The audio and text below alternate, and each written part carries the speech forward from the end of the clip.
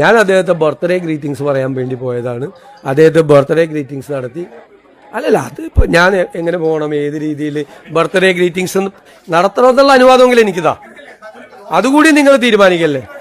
ഇന്നലെ അവിടെ സമര ദിവസമല്ലേ, ഇന്നലെ അവിടെ ഉച്ച കഴിഞ്ഞിട്ട് ഞാൻ പ്രധാനപ്പെട്ട നേതാക്കളെ കാണാറുണ്ട്. പോകുമ്പോൾ അവരായിട്ടുള്ള അപ്പോയിൻമെൻറ്റ്സ് എല്ലാം ഇന്നലെ എടുത്തിരുന്നു. പ്രധാനപ്പെട്ട നേതാക്കളെ കാണാൻ, കോൺഗ്രസ് നേതാക്കന്മാരെ കാണാൻ മാത്രമല്ല, ഡൽഹിയിൽ വേറെ ഒരുപാട് ആളുകളെ കണ്ട്.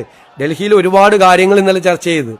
ഡൽഹിയിലെ കേരള ഹൗസിൻ്റെ കാര്യം, കപൂർത്തല പ്ലോട്ടിൻ്റെ കാര്യം, മറ്റ് പ്രശ്നങ്ങൾ, ഒരുപാട് കാര്യങ്ങൾ ഇന്നലെ ഡിസ്കസ് ചെയ്ത് കുറേ കാര്യങ്ങൾ കൂടി തീരുമാനങ്ങൾ എടുത്തിട്ടുണ്ട്, പ്രാഥമികമായ തീരുമാനങ്ങൾ.